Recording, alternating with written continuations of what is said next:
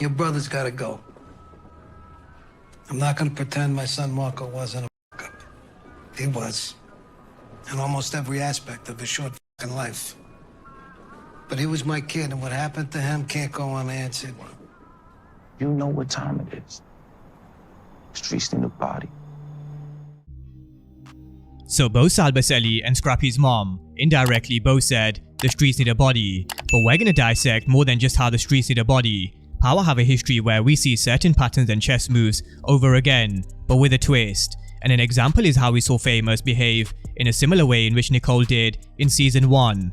Nicole was someone who started to become a bit of a drug addict after she got her first taste at the showcase, and so we saw her going into Jukebox's bag but finding some drugs, the same drugs which eventually led to her death. But this was also repeated in episode 8, with Famous going into Kanan's bag. We might be wondering, why did Famous go into Kanan's bag? Because there was no way he was looking for homework. He hasn't been in school in 2 weeks, and it seems like he's kind of lost his way at this moment in time. But he went into Kanan's bag looking for drugs, and it is something I'm going to focus on in this video, looking at some potential death predictions and how the streets may have already claimed Renee, but how a death may not be the last. But going into these final 2 episodes, one of the great things is some of these plots and storylines do remain unpredictable, and it really is a great place to be. I don't think there's any way of telling how the beef with the Italians and Rock finishes, especially when you consider the fact Unique and Worrell are working for Rock, but they also have their own agenda. There's also Detective Burke and the Howard element, Kanan and Rock's relationship, and they've also thrown in Scrappy's mom, who warned she'll take matters into her own hands, as well as Cran's corpse, which will add a further dilemma for both Lou and Rock. So there are definitely a lot of storylines they need to cover in these final 2 episodes of season 2, but I do expect some to rumble on into season 3. But jail and death is a common theme in Power, especially when you factor in the game that everyone's in. So let's have a look at Detective Burke and Howard. Now, Howard's chess moves against Burke was planting information to James Bingham, and some might be wondering what was Howard doing at Nicole's parents' house at the end of episode 7, and the answer was in the conversation between Captain Baptiste and Howard. That white girl from the Upper East Side? The one who OD'd?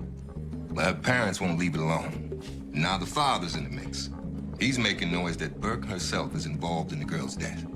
That Burke's been preying on young girls and plying them with drugs. So it is no coincidence all of a sudden James is on the case of Detective Burke, when for majority of the time it was only Linda who was chasing justice. I want her fired.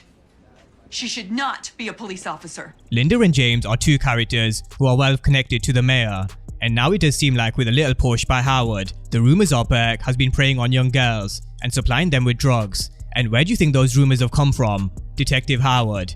But yet she chose to pursue Rock even after all these warnings, and so she's a problem, because we're gonna have an unreliable witness come forward to give details about Howard's shooting, which will put Burke on the right path, which will probably be Sam the crackhead. But we all know death of law enforcement is bad for business. It's why Ghost was always against the idea of killing police. And we saw how there were swarms of cops in Queens after the shooting of Howard. But with patterns of play in history repeating itself across the Power universe, I wonder whether we could see a suspension for Burke, very similar to Greg Knox, or potentially being fired. Basically what the well-connected Linda said at the beginning of season 2. And as we get closer to the back end of season 2, I'm actually leaning towards Burke being fired or suspended rather than being killed, because we just need to take a look at Cooper Saxe, who's been around for 8 seasons of Power, and Raising Kanan are taking their time to bed some of these characters in for the long haul. But if she is to die, I do wonder who'll pull the trigger, and let's not forget the added element of Duke still owing Burke a favour.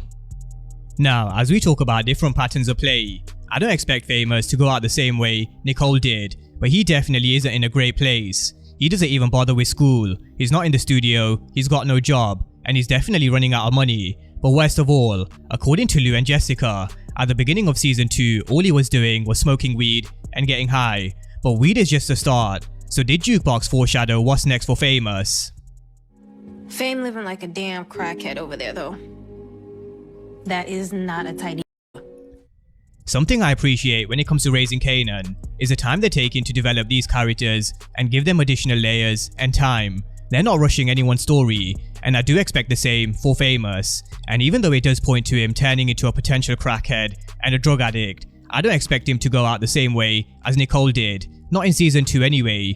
but he does need help, and he needs help fast, because no doubt, when Kanan returned to his apartment later in episode 8, he was probably passed out high on weed or taking some sort of drugs, and I'm still a strong believer of Sean Famous Figueroa having such a huge impact on Kanan, to the point Kanan names his son after Famous. Now, even though I don't think Famous will die in season 2, the streets do need a body, something which indirectly Scrappy's mom and Sal Baisley echoed in episode 8, and Renee may be that one confirmed in episode 9, because the innocent parties always find a way to get hurt in power, but Renee's death isn't the only one I'm expecting. Rock wants to hurt the Italians, and we could see Jimmy catching a hot one for coming after Marvin, and there will definitely be blood when it comes to the Italians. But Scrappy's mom is someone who also wants blood, and if Rock doesn't do anything, then she said she's gonna take matters into her own hands. But if she does, Rock won't be afraid to make it her last day on Earth, which really would cause further problems because she's the real CI. So could we see actually a scenario where Rock gives Scrappy's mom Worrell just to keep her mouth shut? Because let's not forget, Worrell was the one who took Scrappy's eye and a kidney. He also tried to kill Lou and took a shot at Marvin, and then there's him working behind Rock's back to bring in Unique, and Rock knows it wasn't a coincidence. And I've been wondering what is Worrell's role, considering he's had a relative quiet few episodes, and if he was a death in these final 2, I really don't believe the storyline would miss him, and a death which should definitely be well deserved based on Scrappy, Lou and Marvin. So that's a breakdown of some of the different perspectives when it comes to Burke's career, and Famous potentially being a drug problem, and Renee, who may be a confirmed death in episode 9, but with both Sal and Scrappy's mom both after a body, will there be any others? Drop all your death predictions going into episodes 9 and 10 down below. And of course, if you are new to the channel and you haven't done so already, then remember to smash the subscribe button if you want to see everything Power Book 3 and Power Universe related. But as always, thank you guys for watching, and I'll see you next time.